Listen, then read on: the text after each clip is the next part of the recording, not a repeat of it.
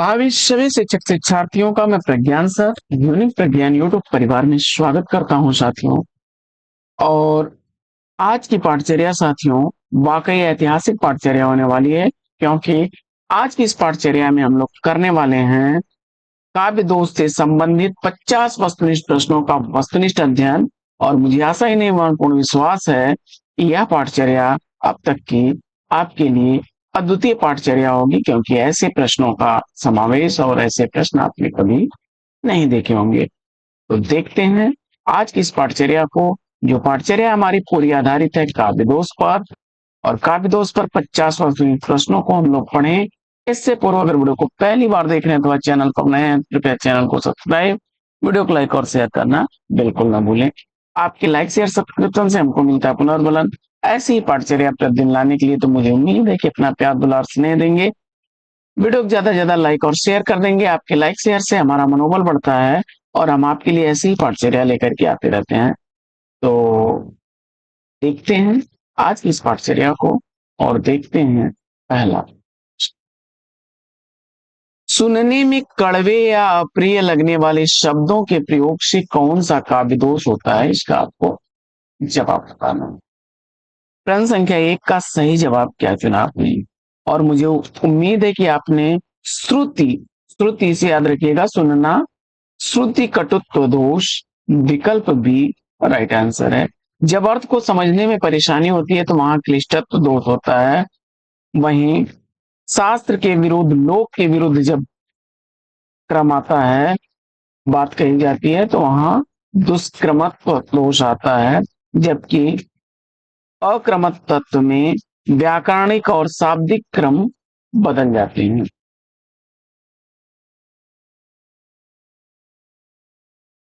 क्रम संख्या 2, cutter cutter तंडुल चबात हर हंस हंस के, इन पंक्तियों में कौन सा काव्य दोष?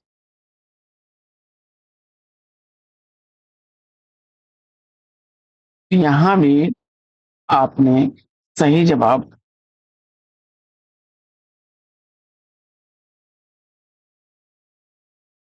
श्रुति कटुत्व दोष विकल्प एक हो तो राइट आंसर।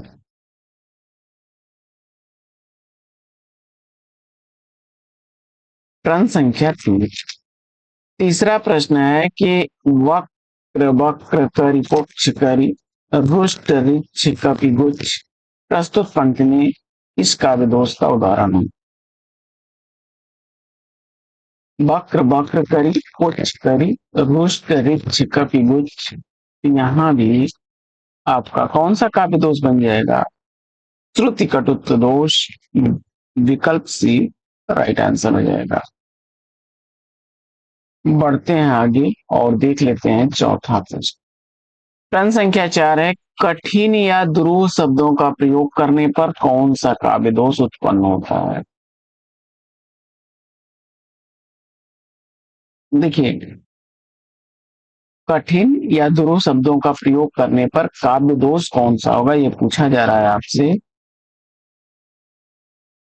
तो जब ऐसे शब्दों का प्रयोग हो जिसका अर्थ आपको तुरंत समझ में ना आए और दिमाग पर जोर डालना पड़ जाए, तो वहां पर क्लिष्टत्व दोष होता है। विकल्प 20 प्रश्न का सही जवाब है।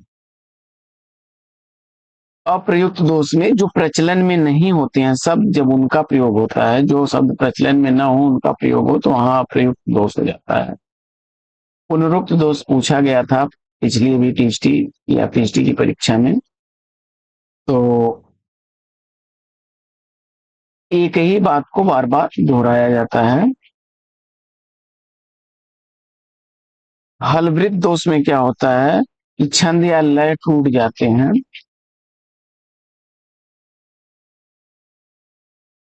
पांचवा प्रश्न क्या है कि तरु निपु निपु घर देख के बिरहीन तिय अकुलाय, इन पंक्तियों में कौन सा दोष है? तरु निपु रिपु घर देख के बिरहीन तिय अकुलाय, तो जवाब आपने सही चुन लिया होगा क्लिष्टत्व दोष को। तो राइट आंसर है विकल्प ए।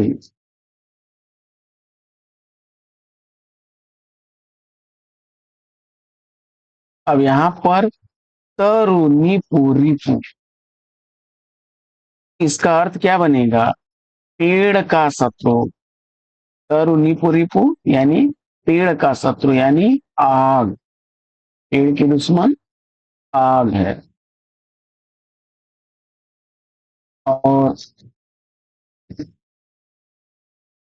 उसका शत्रु जो है जल,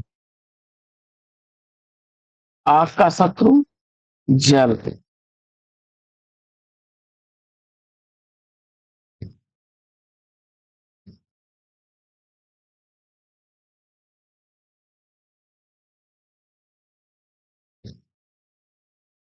जल यानी जल का घर, घर देख के। तरु रिपु, रिपु घर देख के। तरु रिपु, रिपु घर देख के बिरहीन तिय तुलाए। तो आग का शत्रु जल और जल का घर बादल या समुद्र, यानी बादलों को देख करके गृहिणी जो है व्याकुल हो जाती है।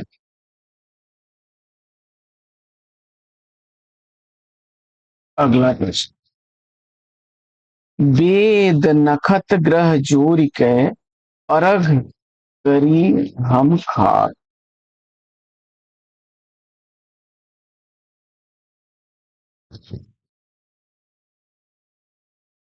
तो वेद, ये काफी रिपीट होने वाला प्रश्न है।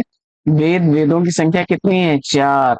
नक्षत्रों की संख्या 27 और ग्रहों की संख्या 9। इनका योग करिए, कितना बनेगा? 40। फिर इसका आधा कर दीजिए, और अर्ध करिए यानी आधा करिए तो 20। 20 यानी 20। और इस 20 को जो है 20 से भी जोड़ करके कहते हैं कि वही हम खा रहे हैं।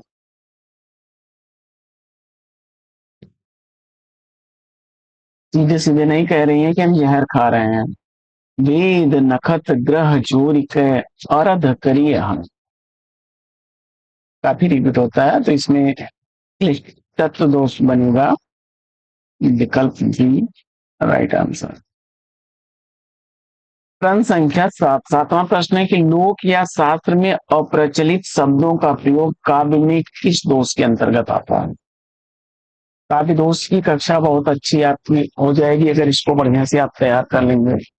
लोक या शास्त्र में अप्रचलित शब्दों का प्रयोग काव्य में किस दोष के अंतर्गत आता है?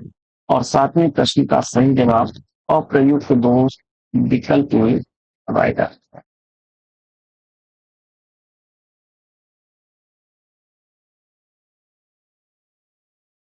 प्रश्न संख्या 8 है कि पुत्र जन्म उत्सव समय स्पर्श किन्ह बहुगाय।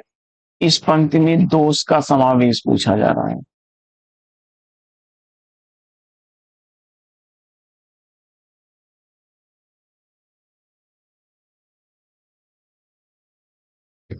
तो यहाँ पर अप्रयुक्त दोष विकल्प सी के खिलाफ में राइट।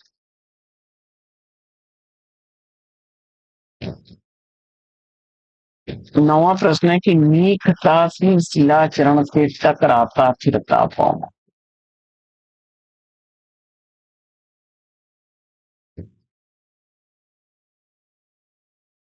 यहाँ निष्ठा शब्द जो है रगड़ना या घिसना शब्द से अभिप्राय है, निकलना, घिसना या निकलना। तो यहाँ भी आपका वही बनेगा, अप्रयुक्त दोष राइट आंसर। प्रश्न संख्या 10 है कि दो अर्थों वाले पदों का अप्रसिद्ध अर्थ में प्रयोग करना क्या कहलाता है? दो अर्थों वाले पदों का अप्रसिद्ध अर्थ में प्रयोग करना क्या कहलाता है?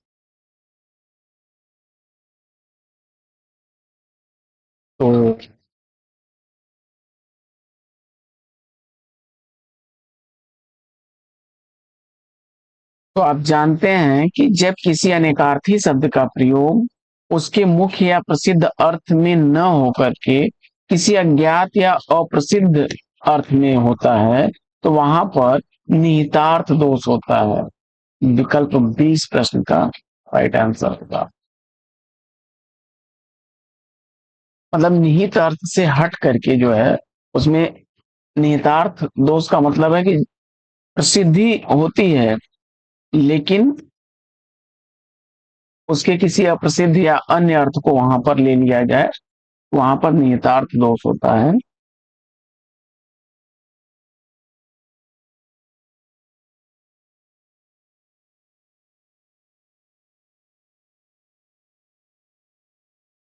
देखते हैं अगला प्रश्न। प्रश्न संख्या 11 है, उदाहरण के तौर पर कि विस्मय यह गोदावतरी अमृत अमृतन की फल देत, इस पंक्ति में गोदावरी का प्रयोग इस दोष का प्रतीक है। गोदावरी तो नदी है, लेकिन इसका प्रसिद्ध अर्थ क्या है? जीवन। विस्मय यह,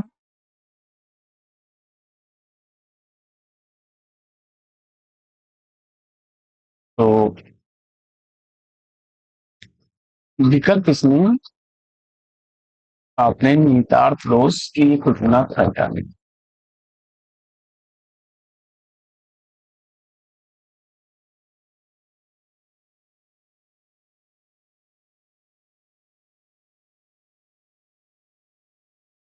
दुरागत सुत को जननी ने तब पय पान कराया, यहाँ कौन सा काव्य दोष है?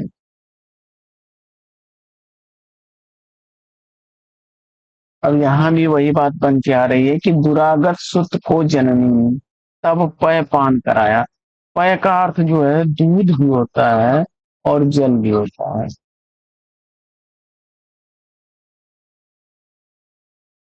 पय का अर्थ दूध और जल, दुग्ध और जल दोनों होगा। तो क्या आप करेंगे? यहाँ पर निहितार्थ दोष बनेगा विकल्प सी राइट आंसर।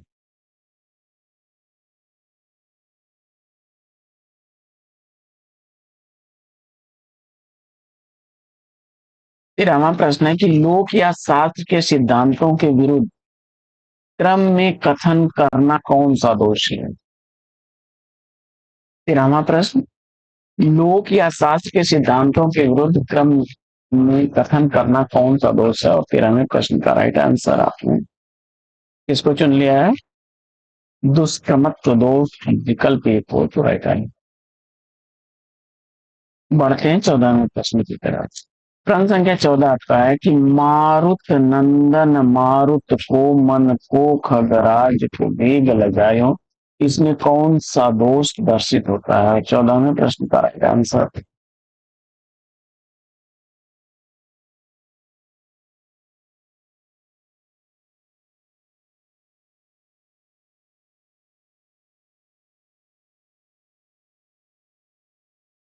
तो जवाब में आपने सेलेक्ट कर लिया होगा दुष्क्रमत्व दोष, तो राइट आंसर है।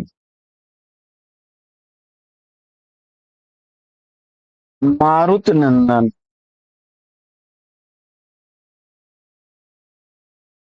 मारुत को मन और खगराज को वेग ल जाए। तो वेग के तार्किक तार्किक रूप से देखा जाए तो ये क्या है? क्रम यहाँ पर टूट जा रहा है, तो विकल्प बी राइट आंसर है। 15वां प्रश्न है कि नृप मोको है दीजिए अथवा मत गजेंद्र, पंक्ति में दुष्कर्मक तत्व दोष क्या है? 15वां प्रश्न।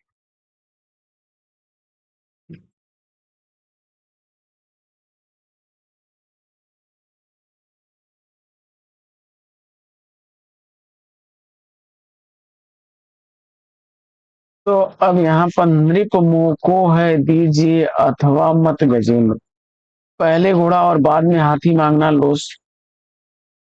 लोक शास्त्र के क्रम में विरुद्ध है।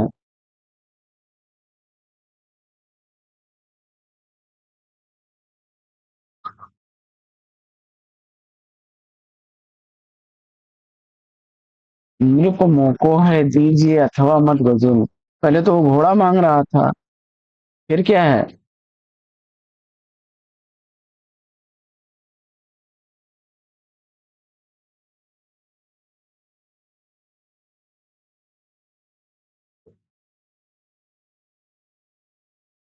तो यहाँ पर विकल्प ए राइट आंसर।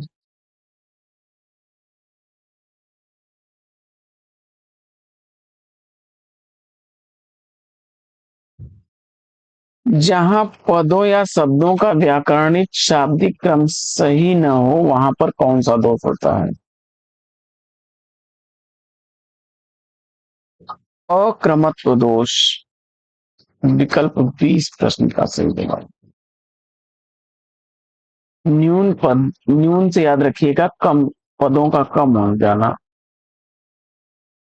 और दुष्क्रमत्व में तो अभी आप ऊपर चर्चा कर रहे थे, यह तार्किक या लोक सिद्धांत के विरुद्ध होता है।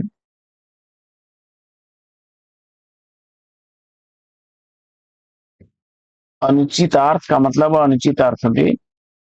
अगला प्रश्न है कि विश्व में मिलते नहीं वीर भीम समान के, इस पंक्ति में कौन सा उदाहरण है?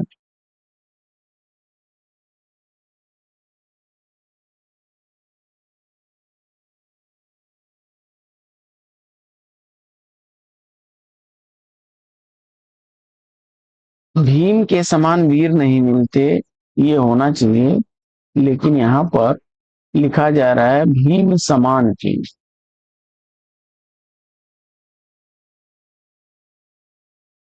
नहीं, मिलते नहीं वीर समान, भीम की जगह भीम समान की ओर। तो जवाब 17वें का सही क्या बनेगा? अक्रमत्व दोष। विकल्प ए राइट आंसर। अगला प्रश्न है कि शब्द भेद से एक ही अर्थ या तथ्य का बार बार कथन करना क्या कहलाता है? तो शब्द भेद से एक ही अर्थ या तथ्य का बार बार कथन करना पुनरुक्त दोष कहलाएगा।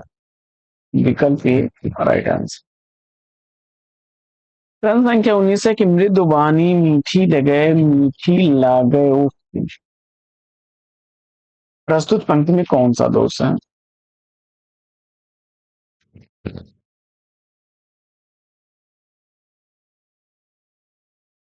अब मृदुबानी मीठी लगे उफ की कथन मीठा लगे, तो बात क्या है? घूम फिर के वही आ जा रही है, पुनरुक्त दोष विकल्प। और ये भी काफी रिपीट होने वाला है कि सब कोई जानत तुम्हें सारे जगत जहान, इसमें जगत और जहान शब्द का एक साथ प्रयोग इस दोष को दर्शाता है। पुनरुक्त दोष। विकल्प भी राइट आंसर। 21वां प्रश्न है कि काव्य में जहां आवश्यकता से अधिक पदों या शब्दों का प्रयोग हो वहां कौन सा दोष होगा? काव्य में जहां आवश्यकता से अधिक पदों या शब्दों का प्रयोग हो वहां कौन सा दोष होगा? 21वें प्रश्न में सही उत्तर।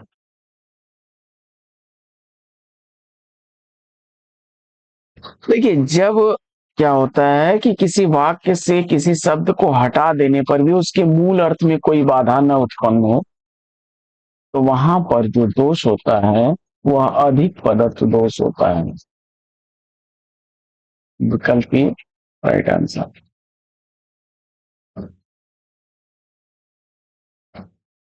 22वां प्रश्न है कि तुम निज स्वरूप में चिर महान, इसमें निज शब्द का प्रयोग किस दोष का निर्माण करता है?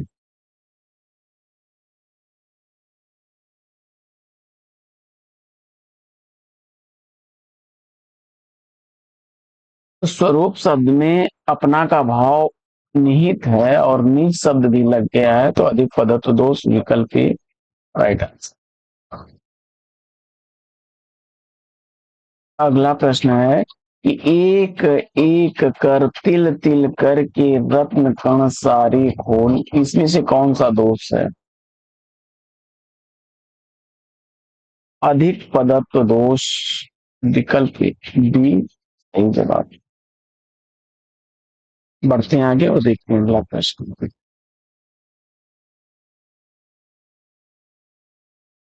अगला प्रश्न है कि अभीष्ट अर्थ को प्रकट करने वाले आवश्यक शब्दों का प्रयोग न होना कौन सा दोष है?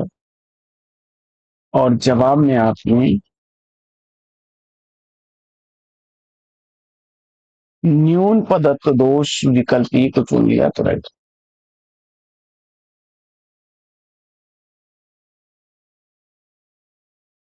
अभीष्ट अर्थ को प्रकट करने वाले आवश्यक शब्दों का प्रयोग न होना न्यून पदत्व दोष कहलाता है।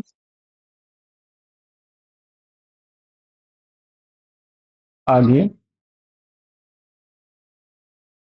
सहसा मैं उठ खड़ा हुआ जाता हूं, इसमें सही अर्थ व्यक्त करने के लिए किस शब्द की कमी है जिससे न्यून पदत्व दोष उत्पन्न हुआ है?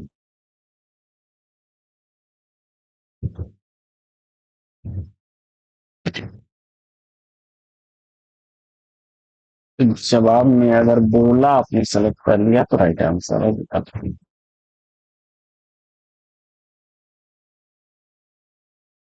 अगला प्रश्न है कि कृपा दृष्टि हो जाए यदि बन जाए सब काम, इसमें किस पद का लोप होने से न्यून पदत्व दोष है?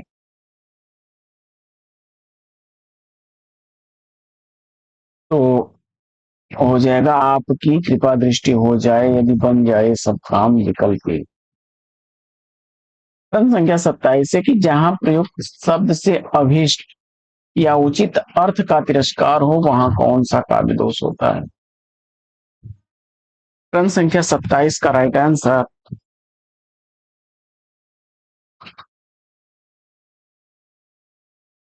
विकल्प ए को चुना आपने, अनुचित अर्थ दोष तो राइट आंसर बताएगा।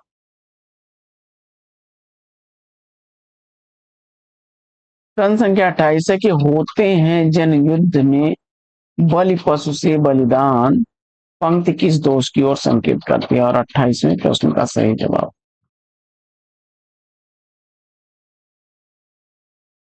अनुचितार्थ दोष विकल्प ई को चुन लिया आपने तो राइट आंसर। प्रश्न संख्या 29,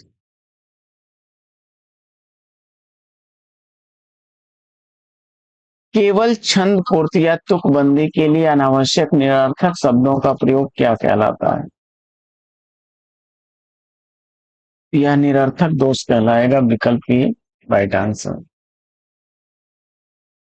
देव होकर तुम सदा मेरे रहो और देवी भी मुझे होते रहो अहो, इसमें अहो शब्द का प्रयोग किस दोष का उदाहरण है? और 30वें प्रश्न का सही जवाब निरर्थक दोष विकल्प ए को चुना आपने तो राइट आंसर।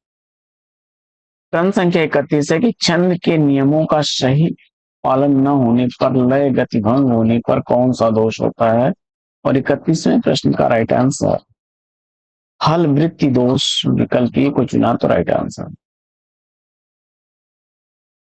32वां प्रश्न है कि दुस्साध्य रोग है वियोग का तनिक न मिलती चैन, इन पंक्तियों में कौन सा काव्य दोष पाया जाता है? और 32वें प्रश्न का राइट आंसर हल वृत्ति दोष विकल्प ए राइट आंसर। आगे, करतु कतहु अब ठाहर ठाणु, पंक्ति किस दोष के अंतर्गत आती है? और प्रश्न संख्या 33 का सही जवाब श्रुति कटुत्व दोष विकल्प ए को चुन लिया तो राइट आंसर है। प्रश्न संख्या 34 है कि खग पत पति तीय पित वधु जल समानतु द्वयन, इन पंक्तियों में दोष पहचानना है।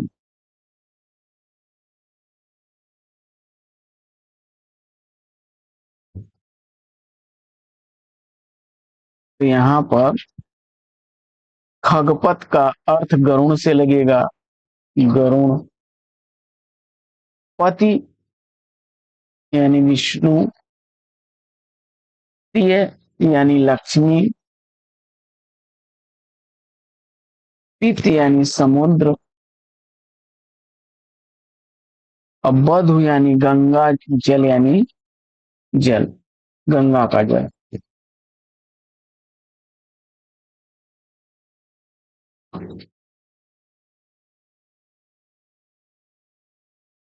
तो क्लिष्टत्व दोष का उदाहरण है विकल्प ए राइट आंसर।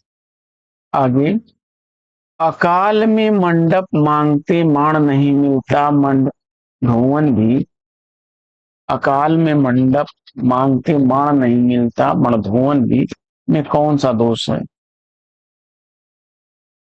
35वें प्रश्न में सही जवाब अप्रयुक्त दोष विकल्प ए को चुन लिया आपने, तो राइट आंसर है। मणधुवन शब्द इसमें जो आया है ये लोक प्रचलन से बाहर है, काव्य परंपरा में प्रचलित नहीं है। अगला प्रश्न है कि यमुना संबर विमल सो फूटत कलिमल कोश पंक्ति किस दोष का उदाहरण है? 36वें प्रश्न का सही जवाब निहितार्थ दोष विकल्प ए राइट आंसर।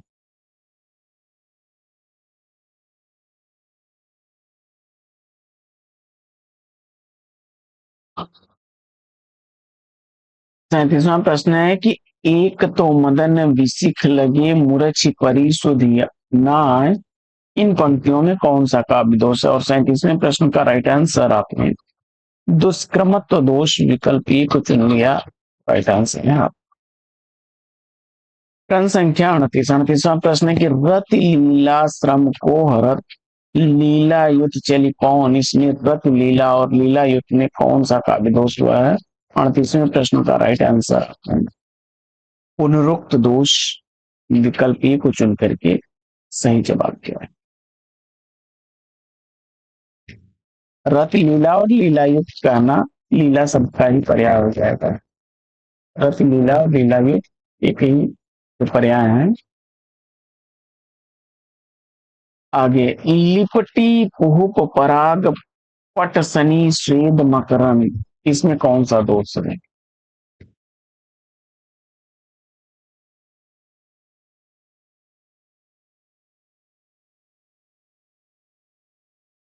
तो जवाब में आपने अधिक पदत्व दोष विकल्प ए को चुना, तो राइट आंसर।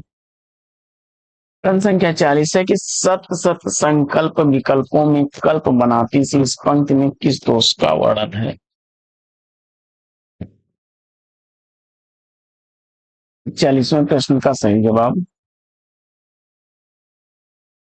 न्यून पदत्व दोष विकल्प ए को चुना, तो राइट आंसर।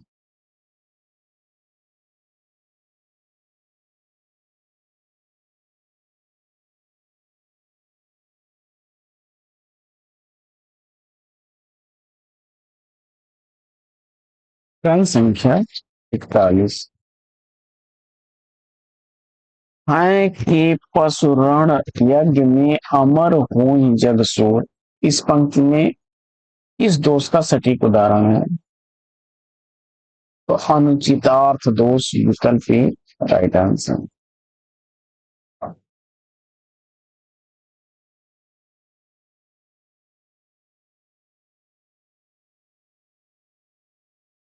अब रण है कि पशुरण यज्ञ में अमर हो जग सोर, वीरों की तुलना जो है की जा रही है सूरवीर योद्धाओं की और पशुओं की बलि देने वाले यज्ञ में, तो यहाँ पर विकल्प ए सही जवाब बनेगा कि अनुचित अर्थ को दे रहा है। दास बनने का बहाना किस लिए, क्या मुझे दासी कहाना, इसलिए इसमें कौन सा दोष है?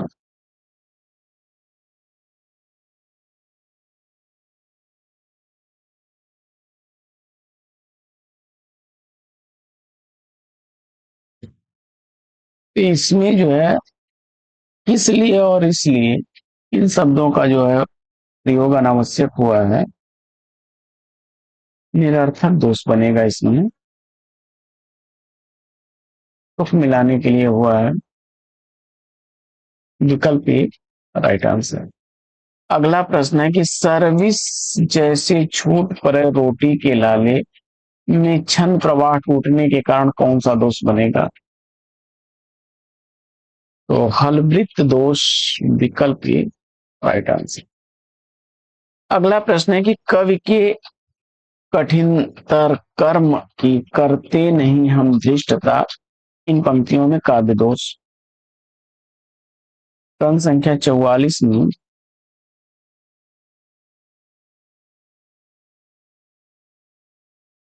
श्रुति कटुत्व दोष विकल्प ए को चुना आपने तो राइट आंसर। 45वां प्रश्न है कि अहिरिपुपति तीय सदन है मुख में रो रमणी यह प्रसिद्ध उदाहरण किस दोष का है? प्रश्न संख्या 45 का सही जवाब क्लिष्टत्व दोष विकल्प ए को चुन लिया आपने तो राइट आंसर। प्रश्न संख्या 46 है कि राजकुल भिक्षाचरण में लगा पेट भरने इस वाक्य में कौन सा दोष है? और प्रश्न संख्या 46 का सही जवाब अप्रयुक्त दोष विकल्प ए राइट आंसर।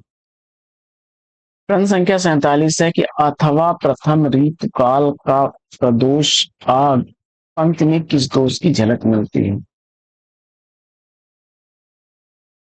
निहितार्थ दोष विकल्प ए राइट आंसर।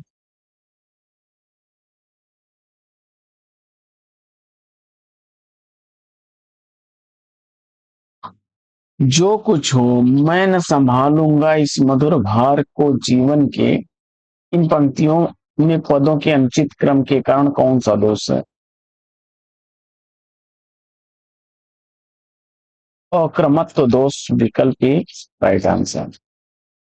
अगला प्रश्न है कि धन्य है कलंकहीन जीना एक क्षण पंक्ति में कौन सा दोष होगा? प्रश्न संख्या 49 का सही जवाब विकल्प ए को चुन लिया आपने कौन दोष तो राइट आंसर। अगला प्रश्न है कि व्यधित रानी उड़ गई सब स्नेह सौरभ विस्फोट पंक्ति किस दोष से युक्त है? प्रश्न संख्या 50 का सही जवाब अधिक पदत्व दोष विकल्प ए को चुना आपने तो राइट आंसर है। तो साथियों प्रैक्टिस सेट कैसा लगा कमेंट्स करके जरूर बताइए। तो आज के प्रैक्टिस सेट में लेते हैं पर विराम, फिर मिलेंगे आपसे अगले वीडियो में एक नए फ्रेगमेंट नया टॉपिक एक नए अंदाज में। तब तक के लिए लेते हैं आपसे विदा। आपका जीवन मंगलमय हो। बेस्ट विशेष बेस्ट ऑफ लक।